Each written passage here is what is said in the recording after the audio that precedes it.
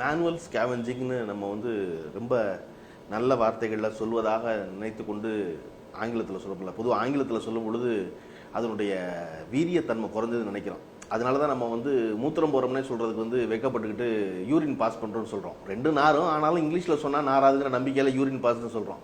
அப்படித்தான் நம்ம வந்து இந்த மேனுவல் ஸ்கேவெஞ்சிங்னு சொல்லிட்டு இருக்கோம். மேனுவல் ஸ்கேவெஞ்சிங் என்பது என்னன்னா, மனித மலத்தை மனிதர்கள் கையால் அள்ளுவதைத்தான் நம்ம ஆங்கிலத்தில் ரொம்ப டெட்டால்லாம் போட்டு சுத்தப்படுத்தி மேனுவல் ஸ்கேவெஞ்சிங்னே சொல்லிட்டு இருக்கோம்.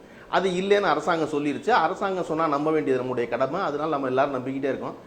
இந்த உலகத்தின் மிக நீளமான கழிப்பறை எதுனா இந்தியன் ரயில்வே தான்.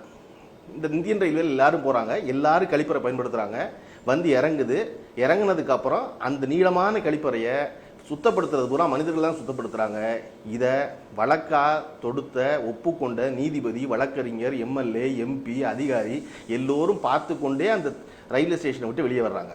அப்போ எல்லாருக்கும் நல்லா தெரியுது இது நடந்துகிட்டு இருக்கு அப்படின்னு. ஆனால் எல்லாரும் பாராமுகமாக திரும்பி போய்கிட்டே இருக்காங்க அதை பார்க்க விரும்பாம. காரணம் அதை நம்ம செய்யலைல. அதனால நீங்கள் உலகத்தில் பார்த்தீங்கன்னா எப்போவுமே ஒரு குப்பை வண்டி கடந்து போணுச்சுன்னா யார் மூக்கை பொத்திக்குவானா, குப்பை போடுறவன் தான் மூக்கை பொத்திக்குவான். குப்பை அள்ளுறவன் மூக்கை பொத்திக்கிட்டதா வரலாறே கிடையாது. கழுவுறதுல ரெண்டு வகை இருக்கு. ஒன்று தண்ணி பயன்படுத்துறான், இன்னொன்று காகிதம் பயன்படுத்துறான். இது ரெண்டு தான் வகை. நம்ம எல்லாம் தண்ணி பயன்படுத்துறவங்க.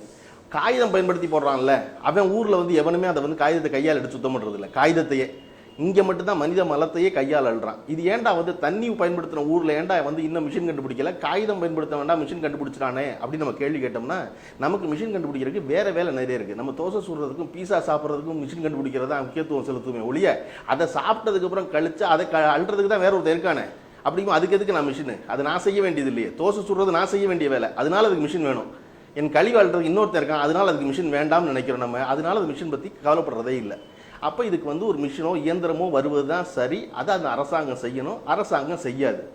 காரணம், அரசாங்கத்துக்கு வேற வேலை இருக்கு. இந்த மனித கழிவுகளை மனிதர்களை அகற்றுவதை தடை செய்யும் சட்டம் வந்து இதுவரையும் ஒரு வழக்கு கூட விசாரணைக்கு வரலனா யாரை ஏமாத்துறா இல்லையா? நம்ம தினசரி பார்க்குறோம் எல்லா இடத்துலையும். உங்களில் யாரு சமீபத்தில் பொது கழிப்பறைக்கு போனீங்கன்னு யோசிச்சு பாருங்க. பொது கழிப்பறை என்பது சத்தியம் தியேட்டரில் இருக்க கழிப்பறை இல்லை. பப்ளிக் டாய்லெட்னு அர்த்தம் அது கிடையாது. பொதுமக்கள் கூடுற, பணம் இல்லாதவன் கூடுறான் பாருங்க. பேருந்து நிலையத்துக்கு கீழே இருக்க டாய்லெட்டு, பேருந்து நிலையத்துக்கு கீழே டாய்லெட்ல எப்போ கடைசியாக நீங்கள் போனீங்க கழிப்பறையும் யோசிச்சு பாருங்க. அந்த கழிப்பறைக்குள்ள உள்ளே போயிட்டு வெளியே வர்றதுக்குள்ள நீங்கள் மோடி சொல்லி கொடுக்காம எல்லா யோகாசனமும் பழகி தான் வெளியே வருவீங்க. மூச்சடக்கி எல்லாம் பண்ணி முட்டி தான் வெளியே வருவீங்க. அப்போ உங்களால் வந்து போய் உள்ளே போயிட்டு வெளியே வர்ற 1.25 நிமிஷத்துக்குள்ளே இந்த பாடுபடுவீங்கன்னா அதை தினசரி சுத்தம் பண்ணுறவன் என்ன பாடுபடுவான்னு யோசிச்சு பாருங்க. உங்களுக்கு இவனுடைய பிரச்சனை புரியணும்னா அந்த வேலையை நீங்கள் செய்ய வேண்டாம், அந்த சூழலில் நீங்கள் இருந்தீங்கன்னா போதும். துப்புரவு தொழிலாளி போராட்டம் பண்ணி வேலைக்கு வராமல் இருந்தான்னா நீங்கள் சும்மா இருக்கவே முடியாது. ஐயா சாமின்னு வந்து நீங்கள் அவனை சொல்லியே ஆகணும். காரணம், அவன் மட்டும் தான் செய்கிறான். அல்லது நீங்கள் எல்லாரும் செய்யுங்க, அப்புறம் தன்னால் தெரிஞ்சிடும். செய்ய மாட்டீங்க, செய்கிறது அவன் மட்டும் தான் செய்கிறான். ஒரே வழி, அவர்கள்ட்ட அந்த தோழர்கள்ட்ட நான் கேட்டுக்கிறது, ஒரு 4 நாளைக்கு ஏற்கனவே ரொம்ப துன்பம் தான். 4 நாளைக்கு யாரும் எந்த வேலையும் செய்யாதீங்க, பேசாமல் இருங்க. தன்னால் அரசாங்கம் உங்கள்கிட்ட பேசுறதுக்கு வரும். நன்றி, வணக்கம். சாதியை ஒழிப்போம், கையால் மலமல்லும் இழிவுக்கு உடனே முடிவு கட்டுவோம்.